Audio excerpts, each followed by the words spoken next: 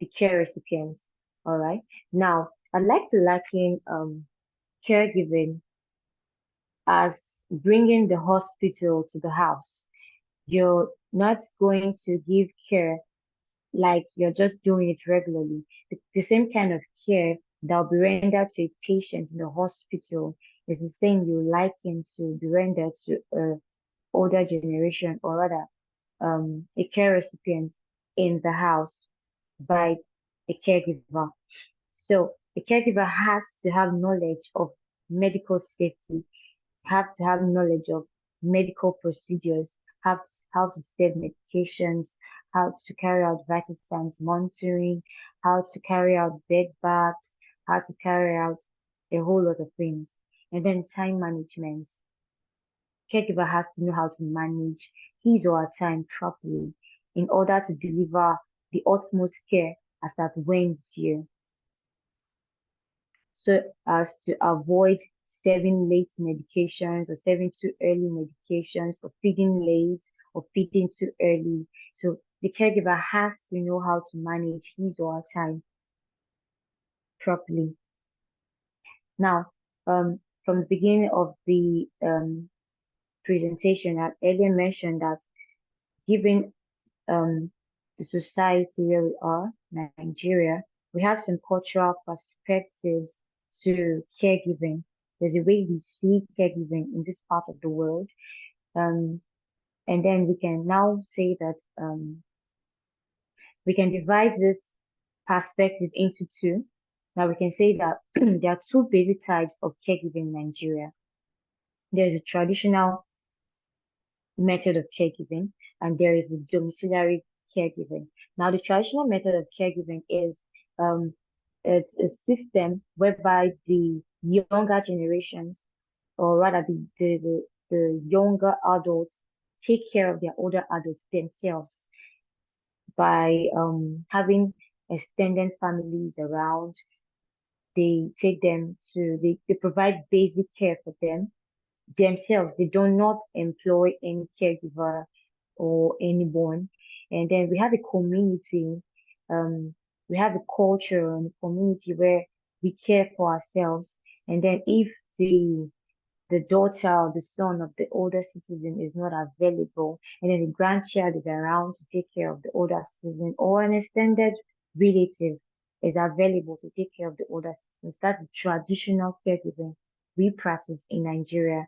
And we also practice the domiciliary caregiving, which is currently on the rise, given the fact that, as I earlier stated, there's migration, and then there is the busy schedules of the younger adults trying to do better for themselves, trying to improve their careers.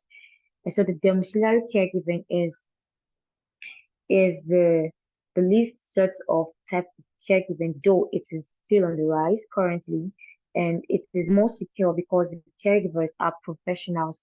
Professional caregivers are hired to render care to the older adults.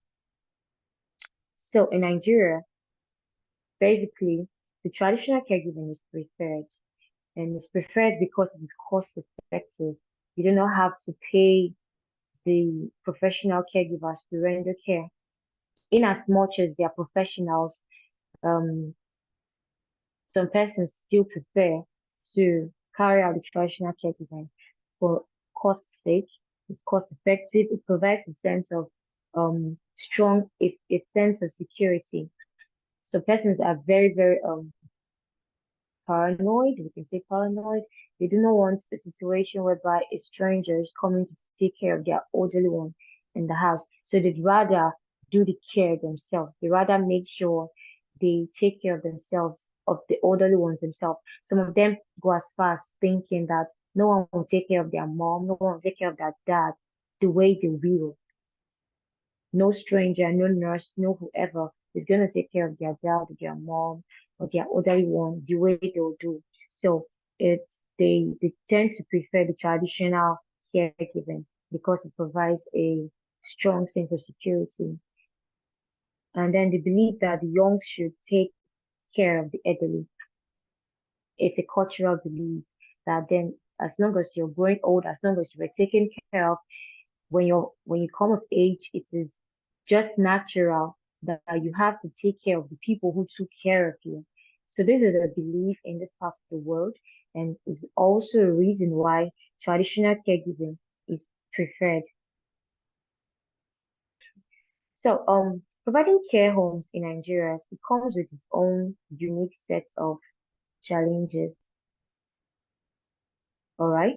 So, the major challenges are financial constraints, inadequate support system, and societal stigma. Financial constraints in the sense that some people are not able to afford taking their elderly ones to a care home, which is one of the reasons why they prefer an in-home care, where the caregivers come to their houses to take care of their elderly ones for them.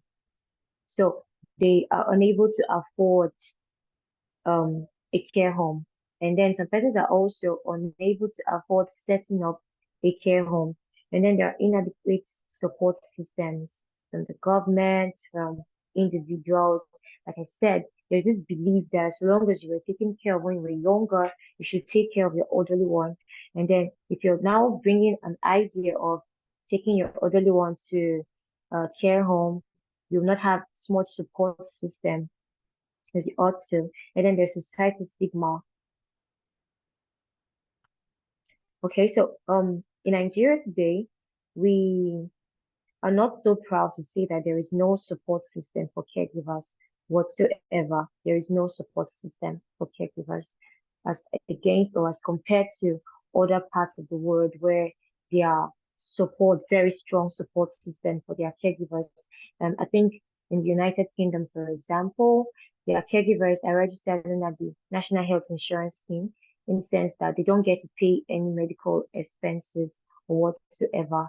And but it is not so in Nigeria. So there are really no support system for caregivers in Nigeria. There's no support system from the government, there's support system from non-governmental organizations, and there's really no support system in Nigeria. So talking about domiciliary caregivers in Nigeria, a host of them, or the majority, are registered nurses who have already completed